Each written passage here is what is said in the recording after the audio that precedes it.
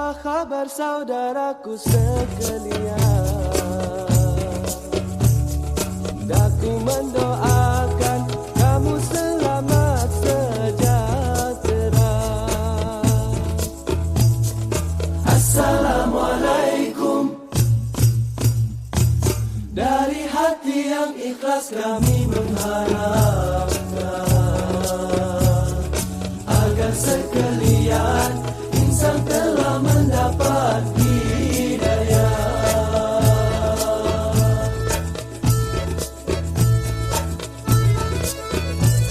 Kita semua bersaudara, harus saling menyayangi. Jangan ada yang tak seimbang. Peraturan, kemudian sanksi. Ya, ternyata di sini ada ditawarkan dari budaya positif tentang keyakinan kelas. Apa sih keyakinan kelas itu? Keyakinan kelas itu nilai-nilai kebajikan universal yang disepakati secara tersurat dan tersirat, lepas dari latar belakang suku, negara ataupun agama. Ya, keyakinan kelas. Jadi tidak lagi kesepakatan kelas. Mungkin kalau kesepakatan kelas ketika kita belajar, itu yang pertama, siswa harus tidak boleh ribut selama selama pembelajaran. Kemudian siswa harus mengerjakan tugas, itu kesepakatan kelas. Sekarang saya ingin berbagi tentang keyakinan kelas. Keyakinan kelas itu berupa pernyataan universal umum. Kemudian dibuat dalam bentuk yang positif. Bukan tidak ada lagi kata-kata negatif. Ini keyakinan kelas ini bisa kita terapkan di kelas masing-masing karena apa? Banyak agar mudah diingat oleh semua warga kelas. Kemudian keyakinan kelas dapat diterapkan di lingkungannya. Warga kelas ikut berkontribusi dalam pembuatan keyakinan kelas. Contoh ya Bu ya, keyakinan kelas itu cukup satu, hormat. Kemudian bekerja. Kemudian diterima dan dimiliki. Hormat itu melingkupi kami meyakini bahwa sangat penting untuk menghormati semua orang dan barang milik orang. Ini sudah termasuk dalam tanggung jawab. Kemudian bekerja, kami meyakini bahwa sangat penting untuk mengerjakan segala pekerjaan atau mengikuti kegiatan yang telah ditugaskan. Ini disiplin dalam mengerjakan tugas. Kemudian diterima dan dimiliki. Kami meyakini bahwa sangat penting untuk merasa diterima pada satu kelompok dan saling peduli satu dengan yang lainnya. Ini karena kita kurikulum merdeka, jadi kita membuatnya sekarang tuh keyakinan kelas, bukan kesepakatan kelas. Ini kegiatannya Bu ya. Kegiatan tampak seperti, kalau hormat itu tampak seperti datang tepat waktu. Tidak tampak seperti sering hadir terlambat. Jadi yang hadir terlambat itu tidak nampak lagi. Kemudian kalau bekerja, tekun belajar dan menyimak guru. Tidak seperti tidak mendengarkan guru dan acuh tak acuh. Rasa diterima dan dimiliki melibatkan semua anggota kelompok, mengucilkan salah satu teman kita. Nah ini yang tampak seperti dan tidak tampak seperti itu hasil dari curah pendapat siswa. Jadi kita di kelas bentuk keyakinan kelas, kemudian curah pendapat itu apa saja, kemudian mereka jabarkan. Kemudian jangan lupa juga kita membuat keyakinan tentang tugas saya dan tugas kamu, saya guru dan tugas murid. Misalkan tugas guru, umpama di situ diisi tugas guru, berarti kita yang berpendapat, mendidik, membimbing, memberi pelajaran. Ya, kemudian guru tugasnya bukan bukan menghukum, bukan bukan menghakimi, bukan membuli, bukan mengejek dan seperti itu. Kemudian tugas murid, murid juga yang menentukan. Tugas murid adalah belajar, mendengarkan guru, datang tepat waktu, belajar dengan semangat. Nah, seperti itu. Kemudian murid tugasnya bukan mengajar, bukan melatih guru. Nah, itu seperti itu. Ya, ini tugas guru dan guru tugasnya bukan, kita yang menentukan. kemudian tugas murid dengan murid tugasnya, bukan itu murid yang menentukan. Ya, jadi kalau budaya positif ini mau diterapkan silahkan, alhamdulillah kita coba saja. Saya sudah menerapkan, tapi keyakinan kelas di kelas saya tidak 5 posisi kontrol. Program disiplin positif yang berpusat pada murid itu menurut Diana Gosen dengan pendekatan restitusi yang disebut dengan 5 posisi kontrol. Bapak Ibu, sekarang kita ada posisi di mana?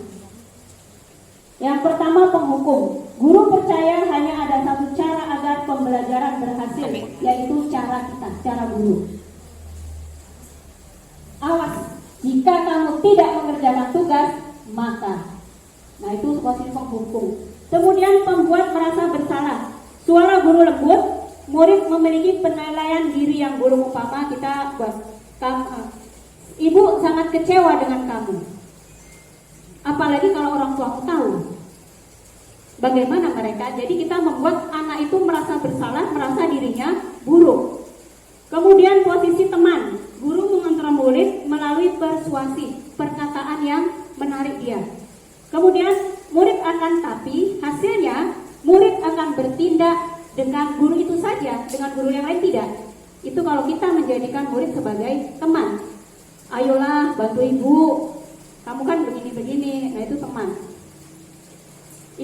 Ini apa ya, ilmuwan yang meneliti ya. Ternyata kalau bisa posisi sebagai teman, murid hanya patuh kepada guru itu saja, kepada guru yang lain tidak. Kemudian pemantau, mengawasi dengan konsekuensi, mengandalkan perhitungan, catatan data yang dapat digunakan sebagai bukti atau perilaku seseorang. Ya, ternyata kita kan ada poin-poin di kelas itu ternyata pemantau. Kita ini sebagai pemantau. Yang terakhir sebagai manajer, guru dan murid berbuat bersama, mempersilahkan murid mempertanggungjawabkan perilakunya, mendukung murid agar dapat menemukan solusi permasalahannya. Itu kalau kita manajer. Itu positifnya dia akan dapat menyelesaikan masalahnya sendiri. Ini ada segi, kalau kita posisi manajer, ada segitiga restitusi namanya, proses penanganan kasus untuk kasus ya.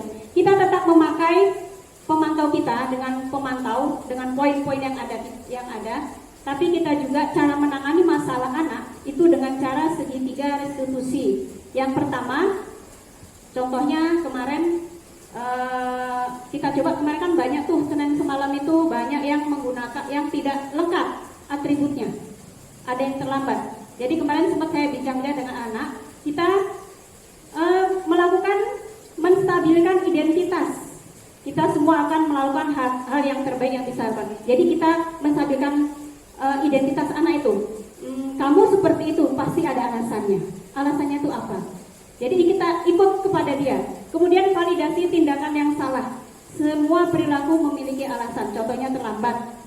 Semalam udah saya praktekkan waktu yang anak-anak yang upacara Senin kemarin. Ibu juga pernah, dia kenapa kok gak pakai dasi? Ternyata hilang. Keyakinan kelas ya yang tadi itu yang kita bentuk. Ya, kita memiliki motivasi itu. Jadi kita tanyakan kepada anak, alasan kamu apa seperti ini. Kemudian kita menyamakan bahwa kita punya pengalaman yang sama dengan mereka, tapi kita dapat mencari solusinya. Kemudian kita kembali lagi, bagaimana kita tanyakan kepada si anak keyakinan kelas yang telah dibuat. Nah, seperti itu ya Bapak Ibu ya. Oke, terima kasih. Ada pertanyaan Bapak Ibu? Ya.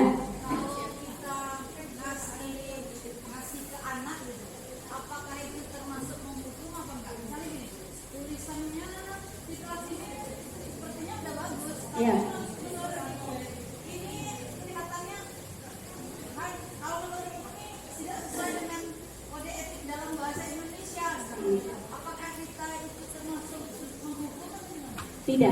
Tidak termasuk menghukum. Enggak, itu hanya kita kan memberi masukan.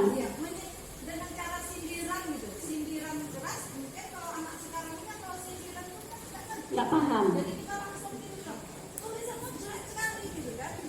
Maksud hati kita itu, kita bilang jelek itu, besok itu dia akan berubah tulisannya. Iya. Tapi kita kasih solusi itu, huruf G kamu hurufnya di atas, sampai di bawah. Ya, bukan menghukum, tapi gimana ya? mungkin agak pembuli mengejek ya, mengejek akhirnya. Jadi kan gini, perundungan karena apa? Ada 5 dasar kebutuhan manusia ya kan. Yang pertama kasih sayang, ingin diterima, kemudian kesenangan dan kebebasan. Jadi mungkin bisa kita rubah dengan bahasa lain. Oh ini kayaknya kurang, dengan bahasa kita ini G-nya kurang tepat ini seperti ini.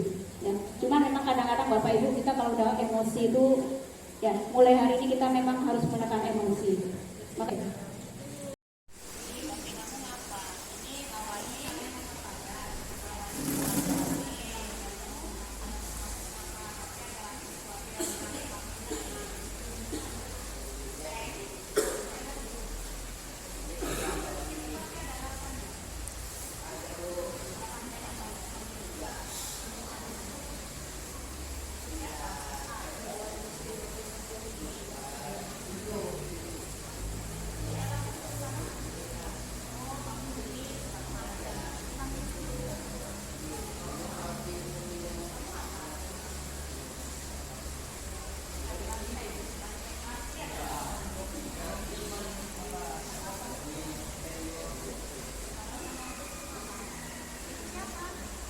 Bukanya lagi kenapa? Udah 1 menit, Bu.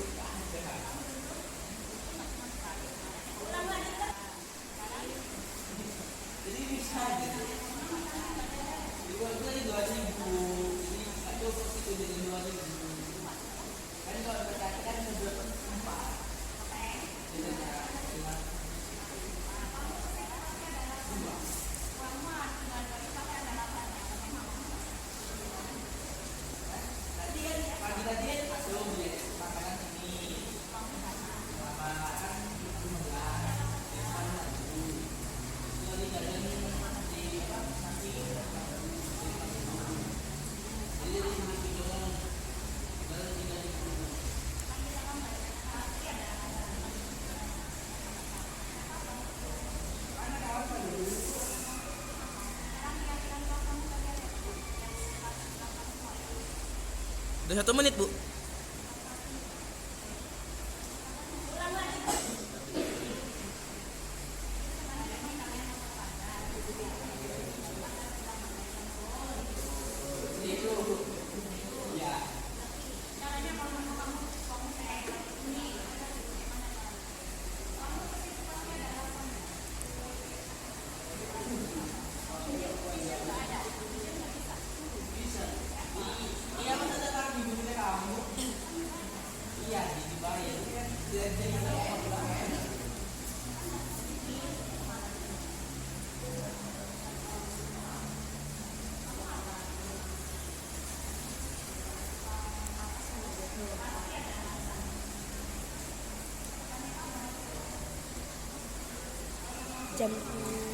Jam setengah 11.